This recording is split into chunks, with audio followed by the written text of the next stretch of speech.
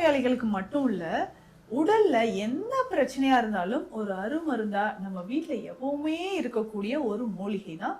நாள் முழுவதும் நம்ம சுறுசுறுப்பா புத்துணர்ச்சியோட இருக்கணும் அப்படின்னு நினைச்சீங்கன்னா, இந்த வெந்தய காப்பி ட்ரை பண்ணி நிறைய பேர் வந்து கொஞ்ச நேரம் ஒர்க் பண்ணல நான் சோர்வா ஆயிடுறேன் டாக்டர், எனக்கு உடல் சோர்வு இருக்கு அப்படின்னு சொல்லுவாங்க. உடல்ல வந்து பலவீனமாக இருக்கு, ஒயிட் டிஸ்சார்ஜ் இருக்கு, அல்சர் பிரச்சனைங்க, தீராத அல்சர் பெண்களுக்கு ஏற்படக்கூடிய அடி வயிற்று பகுதியில் நிறைய பெண்களுக்கு இந்த ப்ராப்ளம் இருக்கும். பிசிஓடி பிரச்சனை இருக்கும். ஸோ அவர்கள் எல்லாருக்குமே இந்த வெந்தய மோரை நீங்கள் குடிக்கும்பொழுது இந்த பிசிஓடி ப்ராப்ளம் நமக்கு குறைய ஆரம்பிக்குது.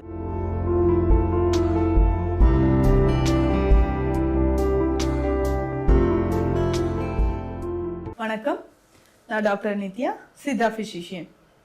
சர்க்கரை நோய் குறைய நிறைய வழிமுறைகள் இருக்குங்க. சித்த மருத்துவத்தில் சித்தர்கள் சொன்ன நிறைய மூலிகைகளை நம்ம ஒவ்வொரு பதிவுலையும் பார்த்துட்டு இருக்கோம். சர்க்கரை நோயாளிகளுக்கு மட்டும் இல்ல, உடல்ல என்ன பிரச்சனையா இருந்தாலும் ஒரு அருமருந்தா நம்ம வீட்டுல எப்பவுமே இருக்கக்கூடிய ஒரு மூலிகை தான் வெந்தயம். இந்த வெந்தயத்தை பொறுத்த வரைக்கும் நிறைய வழிகள்ல நம்ம ஃபாலோ பண்ணிட்டு இருக்கோம். ஸோ உணவு ஒரு சாம்பார் வைக்கிறனாலும் தாளிப்புக்கு நமக்கு வெந்தயம் வேண்டும். அது மட்டும் இல்லைங்க, நிறைய உணவுகள்ல நம்ம வெந்தயம் சேர்க்கிறோம்.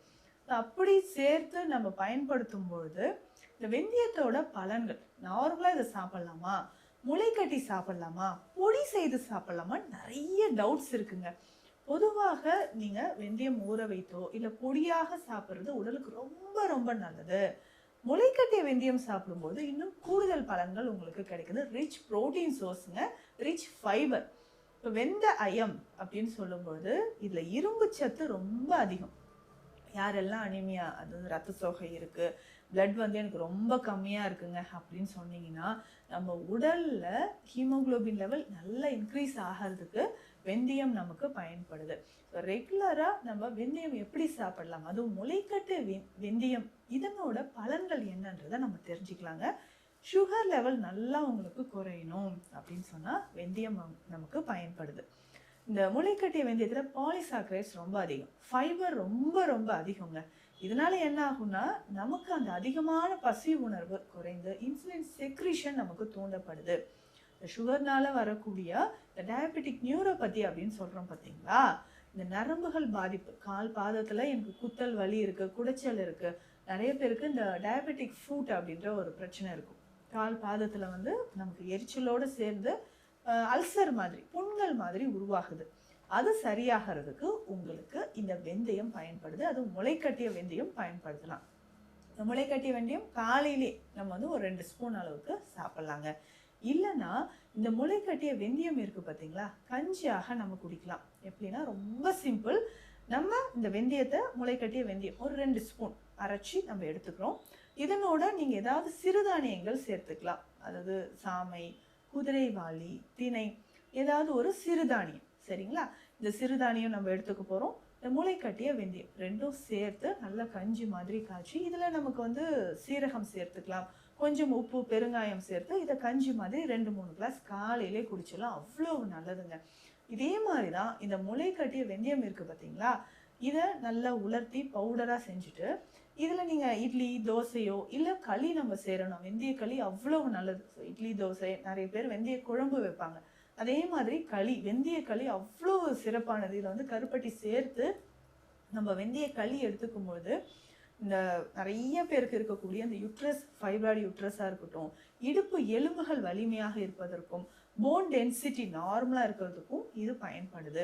ரொம்ப சிறப்பான ஒரு விஷயமாக இந்த வெந்தயம் இருக்குங்க. உடல் ஆரோக்கியத்திற்கு, தலைமுடி வளர்ச்சிக்கு, கண் பார்வை தெளிவாக இருக்க, கண் எரிச்சல் குணமாக, வயிறு எரிச்சல், இதற்கு எல்லாத்துக்குமே நமக்கு வெந்தயம் ரொம்ப ரொம்ப சிறப்பான ஒரு மூலிகை. இதுல ஒரு விஷயம் நான் சொல்லட்டுங்களா, காஃபி டீ குடிச்சாதான் நான் ரொம்ப பிரிஸ்கா இருப்பேன் டாக்டர் அப்படின்னு சொன்னீங்கன்னா, இந்த வெந்தய காபி நீங்க ட்ரை பண்ணலாம். ரொம்ப முக்கியமானது.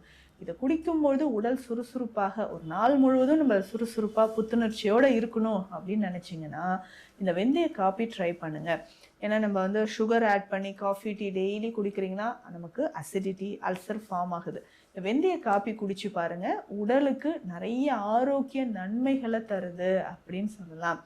என்னன்னா கோதுமை இருக்கு பார்த்தீங்களா, இந்த கோதுமையை வறுத்து எடுத்து வச்சுக்கோங்க. நம்ம நார்மலாக பயன்படுத்தக்கூடிய கோதுமை. இந்த கோதுமை எவ்வளவு தேவை அப்படின்னு பார்த்தோம்னா 100 கிராம் எடுத்துக்கோங்க. 100 கிராம் கோதுமை போதுமானது. நல்லா வறுத்துட்டு லைட்டாக ப்ரௌன் கலரில் வர மாதிரி ஃப்ரை பண்ணி பவுடர் பண்ணிக்கோங்க. கொரகொரப்பாக பவுடர் பண்ணிக்கோங்க, மிக்சிலே எடுத்து வச்சுக்கோங்க. அதே மாதிரி வெந்தயம், முளைக்கட்டிய வெந்தயம் 150 கிராம் எடுத்துக்கணும். சரிங்களா? இந்த முளைக்கட்டிய வெந்தயம் எப்படின்னா, இது முளைக்கட்டி ஈரமாக இருக்கும்பொழுது கிடையாது, உலர்ந்த பிறகு வெயிட் போட்டு எடுத்துக்கோங்க. சரிங்களா? ஸோ இந்த வெந்தயம் முளைக்கட்டி இருக்கா, இதையும் காய வச்சு 150 கிராம் எடுத்துக்கணும். எடுத்து இதை ரொம்ப லேசாக வறுத்து இதையும் பவுடர் பண்ணி எடுத்து வச்சுக்கணும். இந்த கோதுமை, முளைக்கட்டிய வெந்தய பொடி, இந்த 2 பொடியும் ஒன்றா சேர்த்து எடுத்துக்கோங்க. டெய்லி காலையில் இதுதான் நம்ம காஃபியாக குடிக்க போகிறோம். 1 ஸ்பூன் அளவு இந்த பவுடரை எடுத்து 2 கிளாஸ் தண்ணீரில் போட்டு நல்லா பாயில் பண்ணிக்கோங்க. இதில் தேவைன்னா உங்களுக்கு துளசி இலைகளோ இல்லை இஞ்சி கொஞ்சம் சேர்த்துக்கலாம். இஞ்சி சேர்த்து நீங்கள் குடிக்கலாம். அப்படியே ஃபில்டர் பண்ணி, ஸ்வீட் எதுவும் சேர்க்கக்கூடாது. ஏன்னா நம்ம சுகர் பேஷண்ட்ஸ் தான் நிறைய பேர் இதை நம்ம குடிக்க போகிறோம். அதனால் இது ஃபில்டர் பண்ணி கொஞ்சம் இஞ்சி புதினா மட்டும் போட்டு இல்லை துளசி இலைகளை போட்டு ஃபில்டர் பண்ணிக்கோங்க, குடிச்சிக்கோங்க. ஸோ காலையில் ரெகுலராக இதை குடிக்கும்போது நல்ல ஒரு எனர்ஜி லெவல் நமக்கு மெயின்டைன் ஆகுதுன்னு சொல்லலாம். பெண்கள் நிறைய பேர் கொஞ்ச நேரம் ஒர்க் பண்ணலை, நான் சோர்வாகிடுறேன் டாக்டர், எனக்கு உடல் சோர்வு இருக்குது அப்படின்னு சொல்லுவாங்க. ஸோ உடலில் பலவீனமாக இருக்குது, ஒயிட் டிஸ்சார்ஜ் இருக்குது, அல்சர் பிரச்சனைங்க, தீராத அல்சர் பிரச்சனை. ஏன்னா பல வருஷமாக டீ காஃபி குடிச்சிக்கிட்டே இருப்பாங்க நிறைய பேர். ஒரு நாளைக்கு 6-7 டீ காஃபி குடிக்கிறேன், டீயோடு சேர்த்து ஸ்மோக் பண்ணுற ஹேபிட் நிறைய பேருக்கு இருக்கும். ஸோ இது எல்லாமே மாறி நமக்கு சுகர் லெவல் நல்லா குறையணும்னா இந்த வெந்தய காப்பியை நீங்கள் ட்ரை பண்ணுங்கள். டெய்லி ட்ரை பண்ணுங்க. ஏன்னா நிறைய பேர் இதை குடித்து நல்லாவே ரிசல்ட் கொடுத்துருக்காங்க. ஸோ இது இயற்கையான ஒரு பானம். ஏன்னா காலையில் எழுந்திரிச்சோன்னே நம்ம பாடி என்னென்னா சூடாக ஏதாவது குடிக்கணும், அப்போ தாங்க நான் எனர்ஜியாக இருப்பேன் அப்படின்னு நம்ம ஃபிக்ஸ் பண்ணிட்டோம்.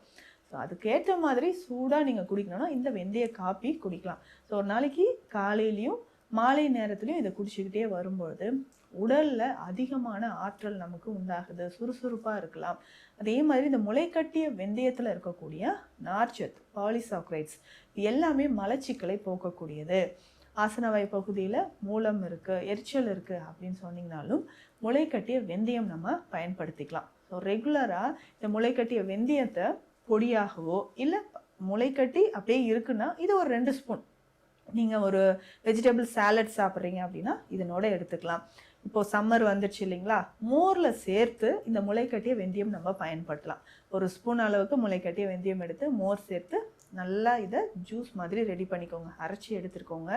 இதில் கொஞ்சமாக ஒரு 2 சிட்டிகை அளவு உப்பு சேர்த்து குடிக்கலாம்.